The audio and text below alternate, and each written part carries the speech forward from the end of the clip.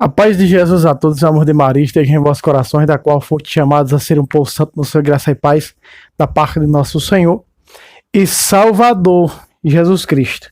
Salve Maria Imaculada, sempre virgem. Meu querido Simão, minha querida Simão, nós estamos aqui para um vídeo hoje, olha. Hoje é arrancando o couro pelo sovaco, como dizem os nossos irmãos.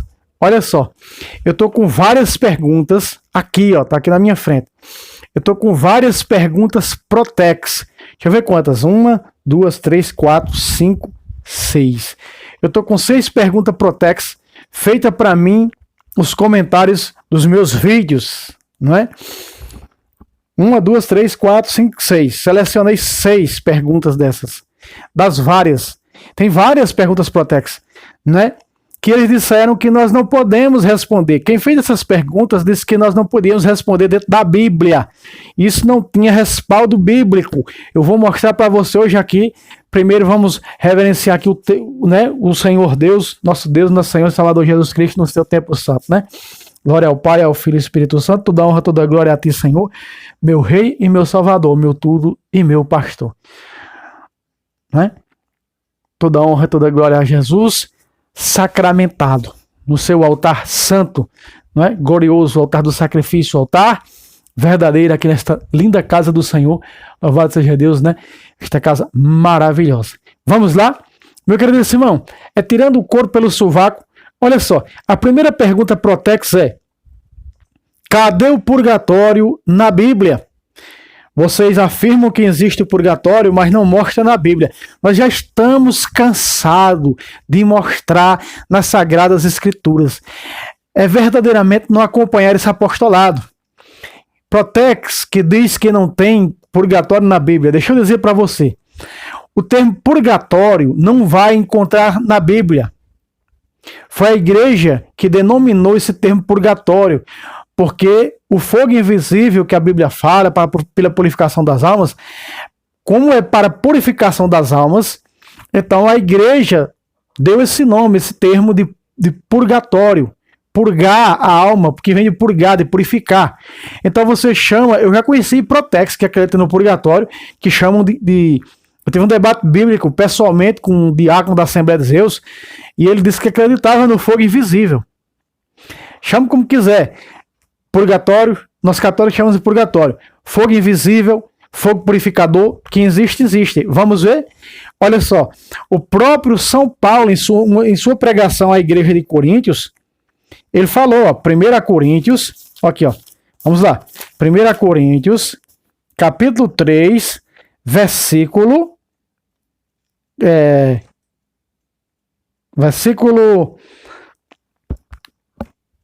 14 e 15.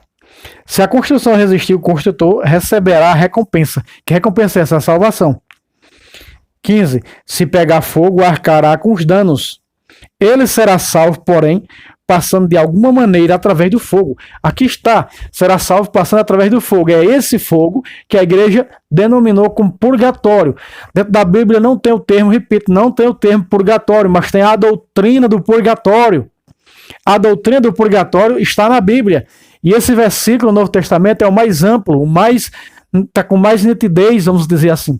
Então, eu espero que o senhor protestante que disse que nós não mostramos purgatório na Bíblia, realmente o termo purgatório não tem na Bíblia, mas você tem que confessar que São Paulo está dizendo que existe um fogo que o sujeito será salvo passando através dele.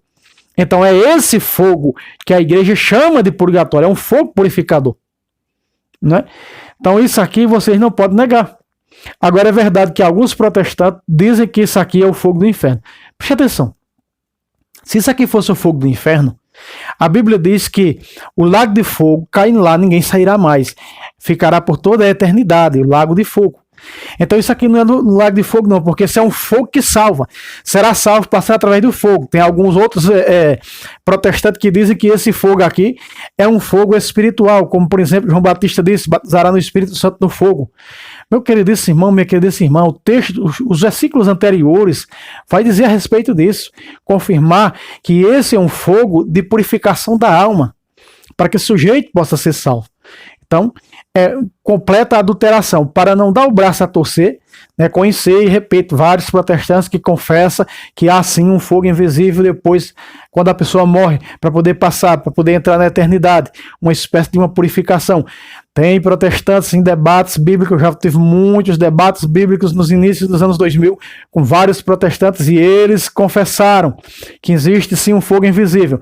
Eles disseram para mim: nós não chamamos de purgatório como vocês católicos, mas cremos que há um fogo invisível, que a alma passará na outra vida.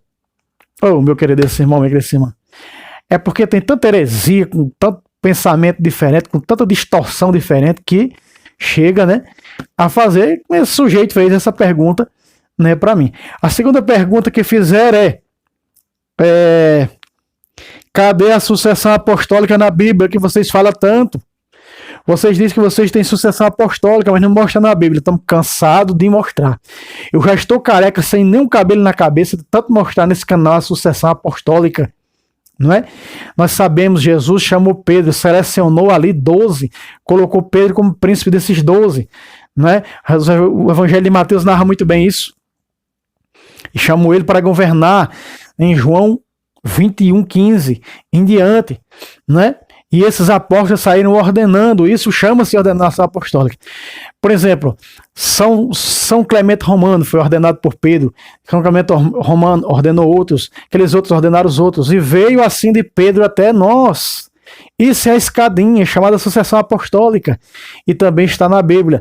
Vamos ver quando São Paulo foi ordenado, né? São Paulo foi ordenado e ordenou outros. Olha só, aqui em Coríntios, no capítulo, em Atos dos Apóstolos, capítulo 13, versículo 2 e 3. Enquanto celebrava o culto do Senhor, a missa, a ordenação só pode ser dentro da missa, os sacramentos dentro da missa. Eu gosto muito do nosso pároco que faz o batizado dentro da Santa Missa, é o correto. Enquanto celebrava o culto do Senhor, a Santa Missa, né? Depois de terem jejuado, disse-lhe o Espírito Santo: separai-me Barnabé e Saulo para a obra que os tenham destinado. Versículo 3, a ordenação. Então, jejuando e orando, impuseram-lhe as mãos e o despediram. Aqui está a ordenação de Paulo, né, e Barnabé. Então, São Paulo foi ordenado. Aí, São Paulo, depois que foi ordenado, ele ordenou Tito, ele ordenou São Timóteo, não é? Ordenou São Timóteo, está na própria carta de Timóteo, a ordenação, né, dele. E ele também ordenou 12 bispos da igreja de Éfeso, mais na frente aqui, ó. Capítulo 19, ele batizou e ordenou, veja só. Versículo 3, versículo 4, 5. Ouvindo isso, foram batizados em nome do Senhor Jesus. E quando Paulo impôs as mãos, o Espírito Santo desceu sobre ele, eles lhe falavam língua estranha e profetizavam. Eram todos 12 homens. Esses homens foram confirmados e foram ordenados. Mais tarde eles vão ser ordenados, não é? Bispos. Olha só. 14:23. Em cada igreja ordenavam anciãos após orações com jejuns. Veja aí, ordenando. Os anciãos ordenando. Veja onde aparece o sacramento da ordem. Então você vê, estou mostrando do apóstolo Paulo, né? Tem muitos no contexto histórico, meus queridos amados irmãos e irmãs, que eles desconhecem, não acreditam no contexto histórico, né? A gente vai fazer o quê? Se não acredita no contexto histórico. Paulo disse que nós não tivéssemos comunhão, nem sequer chegássemos a conversar com esse tipo de gente que não traz a tradição apostólica. 2 Tessalonicenses, capítulo 3, versículo 6. Veja, 2 Timóteo 1:6 diz assim. Olha aqui a ordenação de São Timóteo por São Paulo. E por esse motivo eu te exorto a reavivar a chama do dom de Deus que recebestes. O que é esse dom? O sacramento. Que recebestes pela imposição das minhas mãos. Aí está. Quando São Paulo ordenou o jovem bispo, tinha cerca de 21 a 23 anos, diz o contexto histórico, era um bispo jovem, São Timóteo, aliás, São Timóteo, né? Está 2 Timóteo 1, versículo 6. Muito bem.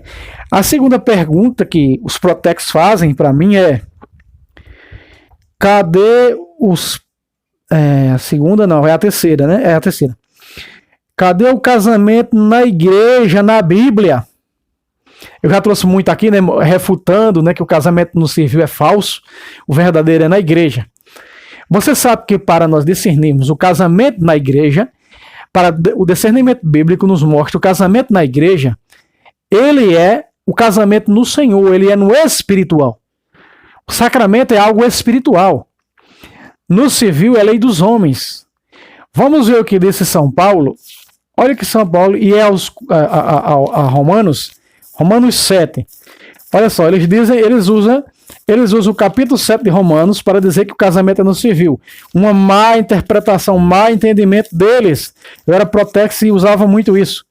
Olha só, eles pegam do capítulo 7, do versículo 1 ao versículo 3, para dizer que o casamento é na lei.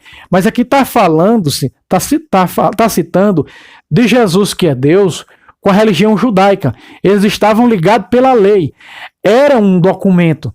Mas morrendo o esposo, que era Jesus, ficou a religião veterotestamentária judaica desabrigada, viúva. Então ele citou isso para falar em termos... Ai, meu Deus. Em termos literais, os protestantes sem entendimento, meu Deus do céu. Porque nunca vão entender as Sagradas Escrituras. A única coisa que fazem com as Escrituras é deturpar. 2 de Pedro 3,16. Veja, eles não leem o versículo 4, que anula toda a lei. Olha só o verso 4. Ó. Romanos 7, verso 4. Assim, meus irmãos, também vós estáis mortos para a lei pelo sacrifício do corpo de Cristo. Aí está. A lei está morta para nós e nós estamos mortos para a lei. Assim como Deus, diz lá nos profetas veterotestamentários, era o esposo da religião da aliança judaica, ele morreu sendo Cristo, ela ficou viúva. Agora ele pode casar com ela, ele ressuscitou, pode casar com quem quiser. E ela, a viúva, juntar-se com quem quiser. Desabrigada, não é? Muito bem. Então aqui, meu querido irmão, minha querida irmã, está dizendo que também nós morremos para a lei veterotestamentária, agora para viver pela fé. Morre o natural, o literal, e nasce o espiritual. O protestantismo não entende, é cego. Então nós estamos mortos para a lei judaica, para a aliança judaica, para nascer agora para Cristo. Veja, pela oferenda, diz a CNBB, pela oferenda do corpo de Cristo. Ou seja, nós somos agora da carne e do sangue de Cristo. Um novo sacrifício nos foi dado. Não é mais como a religião veterotestamentária que comia sangue de animais, bebia sangue de animais, comia carne de animais, de touro, de bode, de carneiro. Nós agora nos alimentamos da carne e do sangue de um Deus. Que é como da minha carne bebe meu sangue, tem a vida eterna. Veja, ele mesmo falou para nós. Não é símbolo nem representação, é verdadeiramente carne, é verdadeiramente sangue. É o que ele diz em João, capítulo 6, versículo 55. Minha carne, verdadeiramente comida. Meu sangue, verdadeiramente bebida. Aí está. É para nós o maior sinal e dom de vida eterna para nós cristãos. Olha só. Aí nós vamos para Coríntios. 1 Coríntios, capítulo 7, versículo, respondendo a essa pergunta, né? Onde é que está o casamento na igreja, na Bíblia? Olha aqui.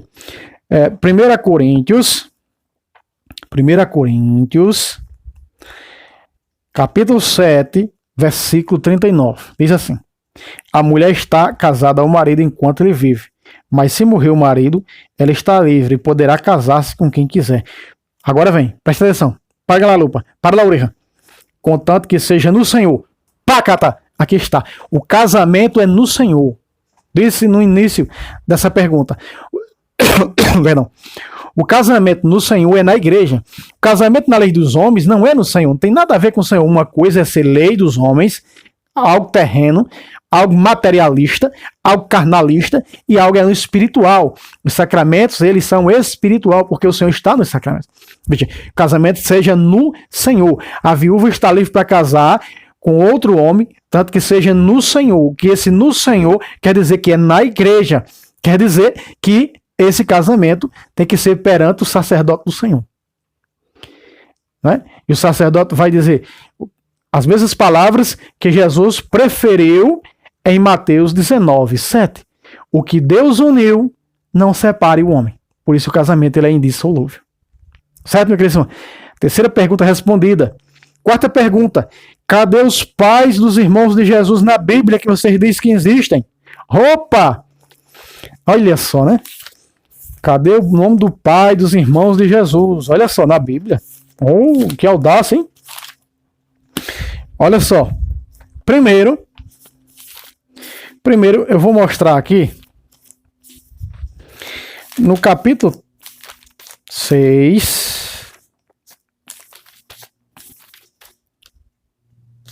Capítulo 6 de São Lucas é os pais dos irmãos de Jesus, que é citado no capítulo 6:3 de Marcos. Não é ele o carpinteiro, o filho de Maria? Não são seus irmãos Tiago, Judas, Simão e José? Cita esses 4 lá. Veja só tem 2 Tiagos na Bíblia. Eles criaram um terceiro Tiago na Bíblia, onde não existe esse terceiro Tiago na Bíblia. Só existe 2 Tiago. Tiago maior, o contexto histórico, a tradição oral confirma também o que a Sagrada Escritura está dizendo. Só existiu 2 Tiagos, meus irmãos, e os 2 foram apóstolos de Jesus. Tiago maior, que também era parente de Jesus, filho de Zebedeu e seu irmão João, e filhos de Maria Salomé, que era parente da Virgem Maria, e Tiago o menor, não é? Tiago o menor, que foi bispo de Jerusalém. Olha só, Tiago o menor é filho de Alfeu e de Maria, também parente da Virgem Maria, que está ali. Tiago, vamos lá, um por um. Tiago, olha só. Tiago aparece aqui, ó, na eleição dos apóstolos. Vamos ver o pai dele onde aparece aqui. Né? Aparece, veja, Tiago, Judas, José e Simão. Vamos lá. Lucas 6:15. Mateus, Tomé, Tiago, filho de Alfeu. Aí está. Tiago, filho de Alfeu. Veja, Tiago, aquele Tiago lá citado, né? Não são seus irmãos, citou o quê? Tiago, veja, Tiago, filho de Alfeu. Vamos ver quem é a mãe de Tiago, não é? A mãe de Tiago.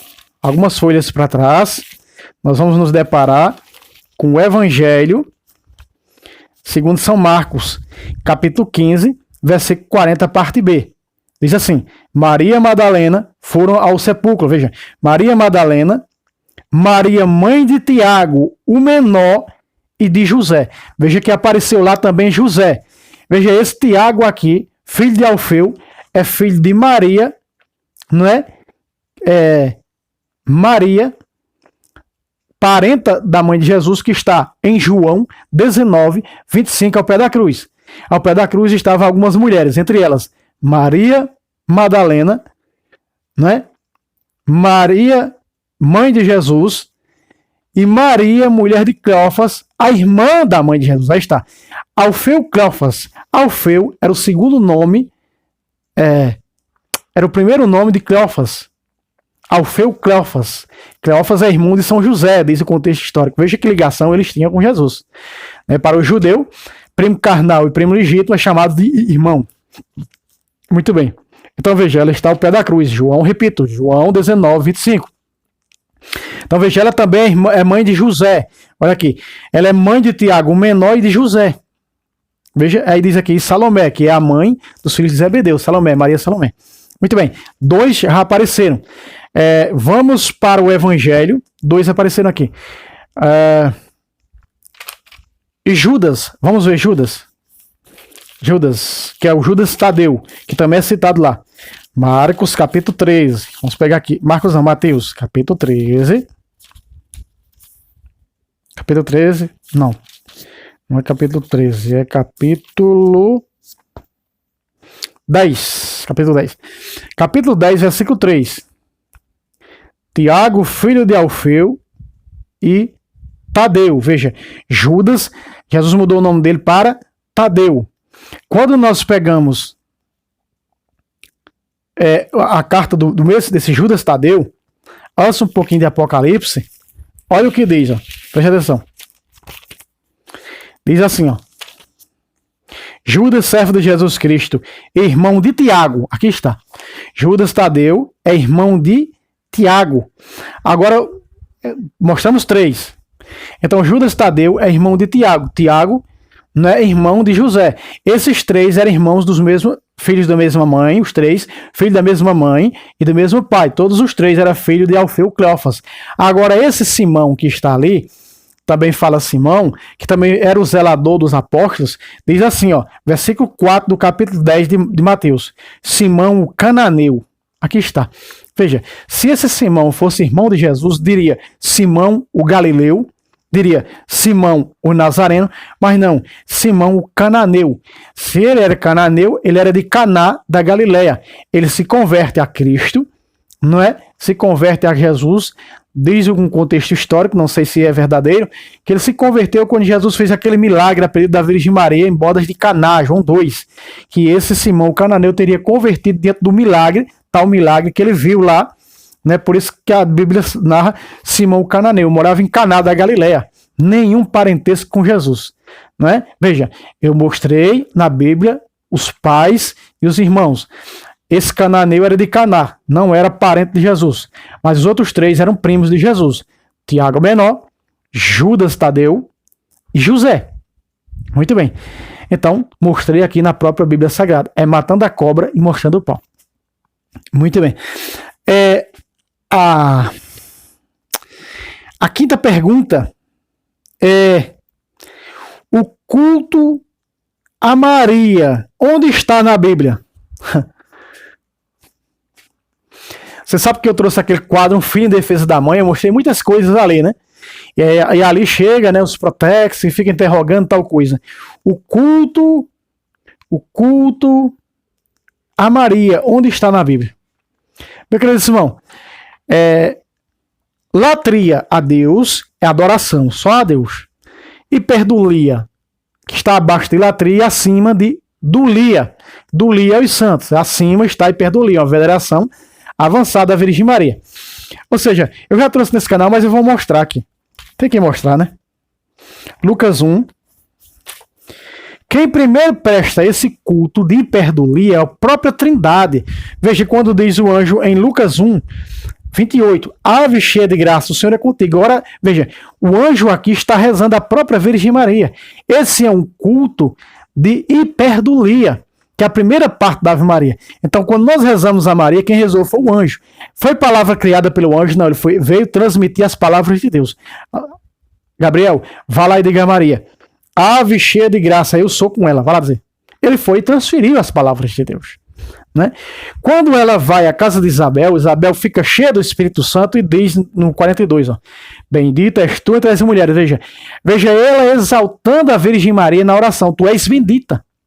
Protestante diz: só Jesus é bendito. Veja, a Bíblia está dizendo que a Virgem Maria ela é bendita, não é? Bendito é o fruto dela. Por isso aquela mulher diz: bem-aventurado o ventre que te carregou e os peitos que te amamentaram. Veja, e a Virgem Maria dizendo aqui: isso que todas as gerações me proclamarão de bem-aventurado. A primeira na Bíblia foi aquela mulher. Nós temos o relato.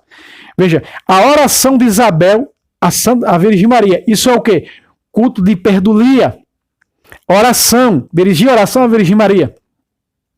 Já vi protestante dizer: acredito que a Virgem Maria ela é virgem, que ela é imaculada, ela é perfeita, mas nós não dirigimos oração a ela, que não está na Bíblia. Rapaz, está aqui na Bíblia deles, eles não adulteraram, está na Bíblia deles. A Virgem Maria, Isabel orando a ela, exaltando aqui, ó. Né? Aqui você pode tirar a oração, aqui você pode tirar louvor e até o testemunho no versículo 43. Olha aqui, ó. De onde me vem esta honra que venha me visitar a mãe de meu Senhor? Veja a pequenez de nós seres humanos perto dessa mulher, a grandeza dessa mulher perto de nós. Só tem a Trindade acima dela, mas a Trindade não tem ninguém acima dela. A Trindade espelhou-se, olhou para a Virgem Maria para seu espelho. Olha aí. Então o que é que acontece? Olha o testemunho no 44. Pois assim que a tua voz, a voz de tua saudação chegou aos meus ouvidos, ela vai dar o testemunho. Veja, orar a Virgem Maria, a pequenez no 44 perto da Virgem Maria, não somos ninguém, somos nada, né? E o testemunho no 44, aqui está o louvor, aqui está a oração, aqui está o culto de hiperdulia. Senhores protestantes, aprendam de Bíblia, que vocês não sabem não. A sexta pergunta e última pergunta é: nós cremos só em Jesus. Aonde está a crença e a intercessão dos santos na Bíblia? Por que vocês não mostram? Nesse postulado eu mostrei e mostro. Cansado de mostrar. Eu acabei de citar, não foi? Olha, eu citei num vídeo, hoje eu estou gravando vários vídeos sobre estudos bíblicos, ensinando como pregar. Eu mostrei na Bíblia Sagrada Jesus ensinando a crença nos santos. Olha aqui, ó, Mateus 21, a crença nos santos, 21. Olha só.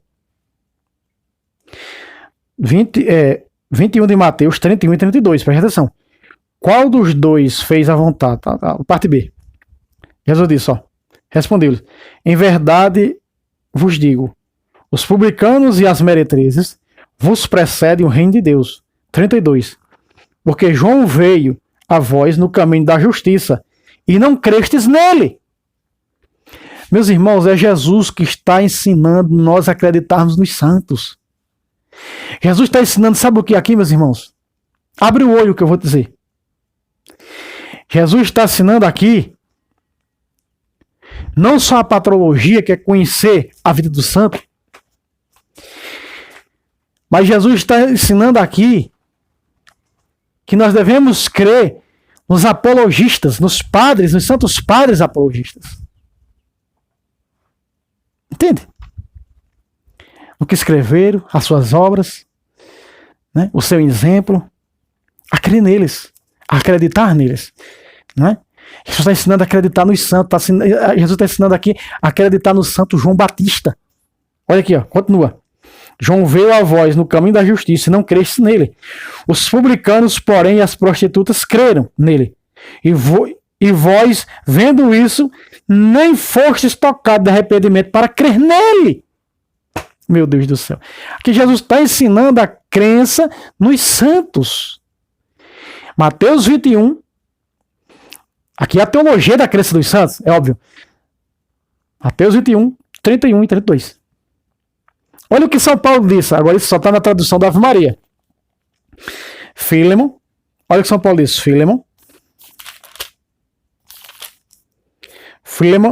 1,5. Olha o que diz São Paulo. Ao receber notícia da tua caridade e da fé que tens no Senhor Jesus e para com todos os santos. Tá. Fé em Jesus e em todos os santos. Está aqui na Bíblia. Fé em Jesus e em todos os santos. Você sabe que isso aqui adulteraram a fé nos santos. Não é? Trocaram o termo santos aqui por muitas outras coisas. Tá bem adulterado. Eu já trouxe entre as adulterações isso aqui. Mas isso aqui está no original. A fé, a caridade. Isso é a caridade, é o amor para com Jesus, né? E a fé, né? Que tens no Senhor Jesus e em todos os santos. Estou mostrando na Bíblia, matando a cobra e mostrando o pau. E nós vemos aqui em Apocalipse, onde é que os santos intercedem. Veja. Apocalipse, capítulo 6, versículo 9 e versículo 10. Olha só. Quando abriu o quinto selo, vi debaixo do altar as almas. Quem? As almas. Peraí. Mas o protestante diz que fica dormindo embaixo da terra, não tem alma não. Aqui a Bíblia diz que tem alma. Inclusive as deles também. Veja só. As almas dos homens que foram molados, os mártires, por causa da palavra de Deus. Essa palavra é a palavra da igreja. Quem vos ouve, a mim ouve. Lucas 10,16. Né? E do testemunho, que era o depositário. Versículo 10. Agora vem. Põe lá, lupa. Para a orelha. Agora vem a intercessão. Veja. Versículo 10. E clamava em alta voz. E clamava em alta voz. Não escutei direito. Outra vez. E clamava em alta voz. Para quem? As almas clamavam para quem no altar? Para Jesus. Até quando tu, que és o Senhor, o Santo e verdadeiro, que está, ficarás sem fazer justiça? Aqui está as almas dos santos no céu, que já chegaram à perfeição, clamando justiça pelos da terra. Que veja quando se refere dizendo contra os habitantes da terra. Aí está. E veja que tem alguns protestantes que dizem que lá não tem consciência. Tem consciência sim. A parábola do rico e Lázaro é doutrina maravilhosa. Veja que o rico no inferno conversava com Lázaro, que estava no seio de Abraão, no purgatório, falando dos irmãos que tem aqui. Não é? Veja só. Então tem sim consciência lá. Então, meu querido Simão, eu ia mostrar outro versículo, mas acabei esquecendo aqui, não é, nesse momento. Mas eu acho que ficou bem claro, não é, aqui nas Sagradas Escrituras, mostrando a intercessão. Olha só. Clamava em alta voz dizendo: até quando tu queres? Então, pedindo justiça, pedindo, intercedendo pelos que estão aqui na Terra. Eu acho que ficou bem claro essas 6 perguntas que os protex fizeram. Tem mais perguntas? Tem sim, mais perguntas. Tem uma sabatina de perguntas, né, dos protex. Depois trarei outro vídeo com outras perguntas dos protestantes. Agora me faltou um pouco a memória aqui do versículo e não tem como pausar, porque essa câmera ela é muito ruim, na realidade, aparelho fraco, mas eu tinha outro versículo aqui em mente, mas acabei esquecendo outro versículo de intercessão, mas fazer o que, né? Bom, mas deu para mostrar que eles intercedem sim, tendo consciência. Então Jesus ensina a crença, crer em João Batista ensinou a crença nos santos. E aqui a intercessão dos santos. Muito bem, Deus abençoe vocês. Se inscreva nesse canal, aqui do nosso lado está o Pix, nos ajude esse apostolado, não é? Para que nós possamos fazer assim várias reformas. Deus abençoe vocês e até o próximo vídeo, se Deus quiser. Salve Roma, salve Maria Imaculada, sempre vire. Deus abençoe a todos.